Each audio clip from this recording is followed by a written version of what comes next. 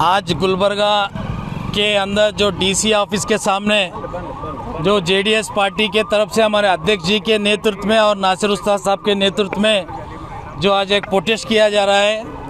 आज कर्नाटक के अंदर 4% जो रिजर्वेशन हमारे मुसलमान भाइयों का, जो एक कर्नाटक का गवर्नमेंट, जो बीजेपी का गवर्नमेंट यहाँ पे छीन लिया है, तो आज हमारे जनता दल के तरफ से हम लोग प्रोटेस्ट कर रहे हैं। कर्नाटक के अंदर स्पेशली मुसलमानों को टारगेट किया जा रहा है। CNRC आया, हिजाब का इशू आया, अजान का इशू आया, झटका कट का इशू आया। अब इलेक्शन के सामने 4% जो रिजर्वेशन है वो भी छीन लिए है। अभी ये बीजेपी सरकार को शर्म आना चाहिए। आज कर्नाटक के अंदर और हिंदुस्तान के अंदर आज मुसलमानों के लिए भी उतना ही राइट्स है बोल के मैं बोलना चाहता हूँ। आज हमारे मुसलमान भाई लोग, नौजवान आज IAS IPS पढ़ रहे, इनको रिजर्वेशन निकाल के इनको तकलीफ देना चाह रहा है यहाँ का बीजेपी का सरकार। आने वाले दिनों में गुलबर्गा कर्नाटक के अंदर बीजेपी सरकार को लोग सबक सिखाएंगे बोल के मैं बोलना चाहता हूँ। आज गुलबर्गा के अंदर कई कांग्रेस के लीडर मुंह बंद के चुप बैठे घरों में, आज लोगों के बीच जाते हम सेकुलर पार्टी है, मुसलमानों के साथ है बोल के। शर्म आना चाहिए लीडरों को। साउथ के अंदर मैं पूछना चाहता हूँ, जो एस्पिरेंट 10-10 लोग जो टिकट पूछ रहे, तुम्हारे में अगर दम है आके यहाँ पे स्ट्राइक करो मुसलमानों के तरफ से। आज घरों में बैठना, वोट मांगने के लीडर नहीं आप। आज मुसलमानों को जो 4% रिजर्वेशन खींच लिए, आज वो फिर रिजर्वेशन जो फिर बैक आना चाहिए। अगर वो रिजर्वेशन नहीं मिलेगा तो हम आने वाले दिनों में रोड पे उतर के प्रोटेस्ट करेंगे सरकार के खिलाफ, यहाँ के लोकल के MLA के खिलाफ, लोकल के इंचार्ज मिनिस्टर के खिलाफ, यहाँ के MP के खिलाफ हम लोग रोड पे उतरेंगे बोल के मैं बोलना चाहता हूँ। अस्सलाम वालेकुम रहमतुल्लाहि व बरकातुहू। आज गुलबर्गा हमारे सुरेश मांगोंकर, हमारे अध्यक्ष जातीयता जनता दल JDS पार्टी की तरफ से आज स्ट्राइक रखा गया है। यानी कि हमारे मुंबई सरकार, बीजेपी सरकार, उन्होंने जो करे हैं काम बहुत गलत करे हैं, क्योंकि उनके एक स्वार्थी के उनके आगे इलेक्शन के फ्यूचर के वास्ते उन्होंने काम करे हैं, लेकिन बहुत गलत करे हैं। लेकिन लिंगायत समाज को खुश करना बोल के काम कर रहे हैं। एक्चुअली हमारे JDS पार्टी के जो है ना, हमारे महाप्रधान कार्यदर्शी माजी देवेगौड़ा जी ने ये मसलाते लाए थे, माइनॉरिटी के वाले 4% लाए थे। वो हमारे JDS पार्टी के हमारे माइनॉरिटी के जो इशू करे थे, हम जब जो करने के मौजूद अब बीजेपी सरकार जो है ना, मनमाने काम कर रहे हैं। और एक संविधान के हिसाब से चलना चाहिए बोल के हम बोलते हैं। हमको ये संविधान के तौर से बने जा रहे, कानून के तौर से बने जा रहे, उनके दिल को ऐसा कर रहे हैं। एक संविधान के हिसाब से और चलना और कानून के हिसाब से चलना। और हमारा जो 4% जो लिंगायत वाले को दिए है ना, वो कूड़ वकल का समाज, वीरशैव समाज 2% 2% जो दिए हैं, लेकिन वो लोग जो लिंगायत समाज के लोग जो है उनको जो दिल को नहीं आ रहा जो दिए है, उनको यकीन नहीं हो रहा कि हमारे को ऐसा कैसा है। वो लोग परेशान है, लेकिन उनको जारी करो बोल के बोले कौन ना, उन्हें पूछे भी नहीं। हमारा जो माइनॉरिटी का जो फंड आता, जो हमारा जो रिशो है, हमारा मिसलाती है, तो उनको जो देते हैं मुंबई सरकार बहुत गलत करे हैं। और आने वाले दिनों में हमारे माइनॉरिटी के लोग, हमारे कौम के लोग चुप बैठने वाले नहीं हैं। और हमारे को जो धोखा दिया गया है माइनॉरिटी का, बहुत बड़ा धोखा गया बीजेपी वाले ने। जो सरकार मुंबई CM साहब जो धोखा करे हैं, बहुत गलत करे हैं हमारे लिए। डिमांड क्या होगी? और हमारा डिमांड है आने वाले दिनों में हमारे को इंसाफ मिलना चाहिए। अगर इंसाफ नहीं मिले तो हम मैदान में उतरेंगे और स्ट्राइक करेंगे। और हमारा अभी रमज़ान का महीना शुरू है, और रमज़ान महीने में रोज़दार है हमारे लोग, और अब अल्लाह के इबादत के लिए सब मस्जिदा में, घरों में, रेस्ट में है लोग। हम रमज़ान का महीना मिल के चुप बैठे।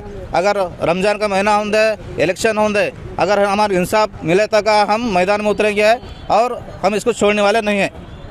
और आने वाले दिनों में हम स्ट्राइक करके जो है ना, हमें इंसाफ मिले तक हम छोड़ते नहीं। सरकार मुंबई जो बीजेपी जो सरकार हमारे को जो धोखा करा है, उनको हम इंसाफ मिले तक हम नहीं छोड़ेंगे।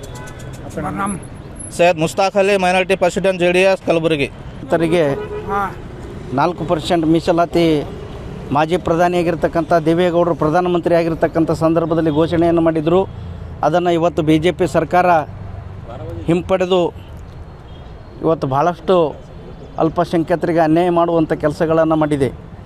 ಮುಂದಿನ ದಿನಗಳಲ್ಲಿ ಇವತ್ತು ನಾವು ಜಾತ್ಯತೀತ ಜನತಾದಳದ ಪಕ್ಷದ ಕಾರ್ಯಕರ್ತ ಒಂದು ರಾಜ್ಯ ಸೇವಾದಳದ ಸಂಘಟನಾ ಕಾರ್ಯದರ್ಶಿಯಾಗಿ ಇವತ್ತು ನಾನು ಸರ್ಕಾರಕ್ಕೆ ಮನವಿಯನ್ನು ಮಾಡ್ತಾ ಇದ್ದೇನೆ. ತಾವು ಈ ತೆಗೆದುಕೊಂಡಿರ್ತಕ್ಕಂಥ ಮೀಸಲಾತಿಯನ್ನು ಮತ್ತೊಮ್ಮೆ ಕೊಡಬೇಕಂತ ಹೇಳಿ ತಮ್ಮಲ್ಲಿ ಮನವಿಯನ್ನು ಮಾಡ್ಕೊತ, ಒಂದು ವೇಳೆ ಮಾಡಲಿಲ್ಲಪ್ಪ ಅಂದರೆ ಮುಂದಿನ ದಿನಗಳಲ್ಲಿ ಜಾತ್ಯತೀತ ಜನತಾದಳದ ವತಿಯಿಂದ ಉಗ್ರವಾಗಿರ್ತಕ್ಕಂಥ ಹೋರಾಟಗಳನ್ನು ನಾವು ಮಾಡಬೇಕಾಗ್ತದೆ ಅಂತಕ್ಕಂಥ ಮಾತನ್ನು ಇವತ್ತು ಮಾಧ್ಯಮ ಮುಖಾಂತರ ತಮಗೆ ತಿಳಿಸೋಕ್ಕೆ ಇಷ್ಟಪಡ್ತೀನಿ. ಶಿವಲಿಂಗಪ್ಪ ಪಾಟೀಲ್, ಸೇವಾದಳ ರಾಜ್ಯ ಸಂಘಟನಾ ಕಾರ್ಯದರ್ಶಿ.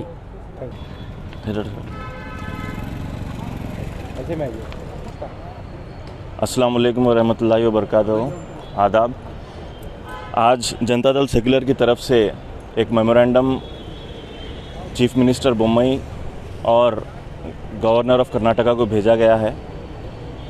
जिस तरीके से सीएम बोम्मई ने कैबिनेट के लास्ट मीटिंग में डिसीजन लेकर 4% 2B रिजर्वेशन ख़त्म किया है, जिसमें अक्सरियत मुसलमानों की होती है, तो वो रिज़र्वेशन ख़त्म करना बिना किसी कमीशन को बिठाए, बिना बैकवर्ड कमीशन को बिठाए, बिना मुसलमानों के हालात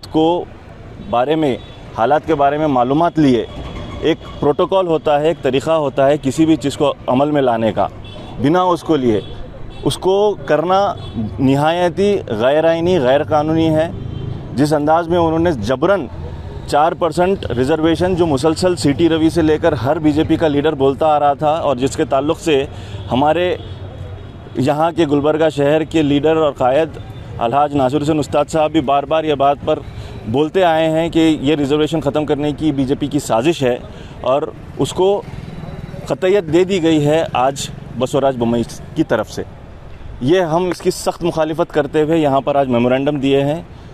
याद रखिए, ये तमाम तर जिस किस्म के रिज़र्वेशंस होते हैं, कर्नाटक का जो ये रिज़र्वेशन है ये बहुत ही मुख्तलिफ रिज़र्वेशन था। पूरे हिंदुस्तान भर में 2-3 स्टेट्स के अलावा कहीं पर भी इस किस्म का रिज़र्वेशन नहीं है, जिसके अंदर मुसलमानों को ख़ास करके उनके बैकवर्डनेस को देखते हुए, मुसलमानों के हालात को देखते हुए, सच्चर कमेटी रिपोर्ट तो बाद में आई है, उससे पहले मुसलमानों के ताल्लुक़ से मुसलसल जिस अंदाज़ में पिछले सालों में ये रिज़र्वेशन का HD देवेगौड़ा साहब की हुकूमत में जिस अंदाज़ में इसको अमल में लाया गया था, उससे पहले कई मुहिमें चलाई गई थी हमारे मुसलमानों को रिज़र्वेशन दिलाने के लिए। उसके बाद इसको हासिल करने में कामयाबी हासिल हुई। इसको इस तरीके से ख़त्म कर देना एक ही मीटिंग में, ये निहायत ही शर्मनाक है और इनकी जो शरंगेज़ी है, इनका जो फितनापन है, ये नज़र आता है। ये लोग मुस्लिम मुखालिफ हैं।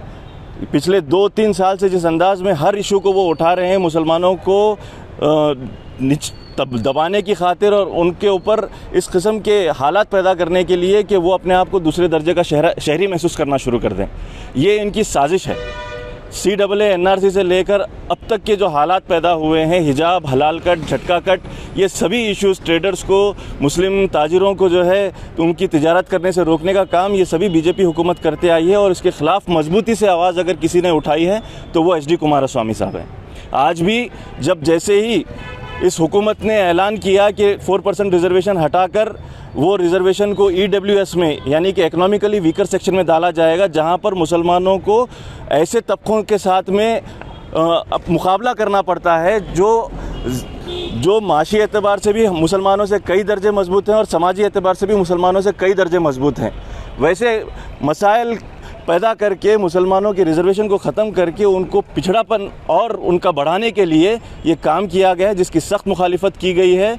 HD कुमारस्वामी साहब ने कहा है कि जैसे ही हुकूमत बनेगी इसको रद्द किया जाएगा और नासिर हुसैन उस्ताद साहब ने ये कहा है कि इंशाअल्लाह 10% तक के रिज़र्वेशन को हासिल करने के लिए मुसलमानों के लिए उनकी जद्दोजहद रहेगी और उसको वो हासिल इंशाअल्लाह करने के लिए जैसे ही हुकूमत बनेगी उसके लिए अमलारा हो जाएंगे। हम ये समझते हैं कि हुकूमत बनते ही HD कुमारस्वामी साहब इसको फौरी तौर पर रद्द करके मुसलमानों के हुकूक को जो उनके वालिद ने दिया था 4% रिज़र्वेशन देकर उसको बहाल भी करेंगे और उसको बढ़ाएंगे भी। बरकातहू। आज जो है यहाँ पर डीसी ऑफिस के सामने डीसी साहब के थ्रू एक मनवी पत्र जो है हम सीएम साहब को और गवर्नर साहब को भिजा रहे हैं, एक रिक्वेस्ट लेटर कि भाई ये जो 4% माइनॉरिटी का जो रिजर्वेशन ये लोग निकाले हैं आइन इलेक्शन के सामने, ये लोग ये साबित करना चाह रहे हैं कि भाई मुस्लिम्स को जो है दूसरे कम्युनिटी को देके यहाँ पर आपस में जो भेदभाव का जो इनका हमेशा का इनका एजेंडा रहता है कि भाई हमेशा ये लोग जो है आपस में जाति जाति को लड़ाना, वो लोगों को जो है एक दूसरे में ये करना, तो ये लोग जो आज जो है आज ये इलेक्शन के सामने कर को ये लोगों को दिखाइए, लोग दिखा चुके हैं कि भाई इनकी सोच क्या है। तो मैं तमाम आवाम से अपील करता हूं कि भाई हर कास्ट की कम्युनिटी के लोग सब लोग मिलकर आगे आना और इसको खंडन करना, क्योंकि ये इलेक्शन के सामने इनका एजेंडा जो रखे हुए हैं आइन इलेक्शन के सामने बोम्मई साहब सीएम साहब करने की वजह यह है कि भाई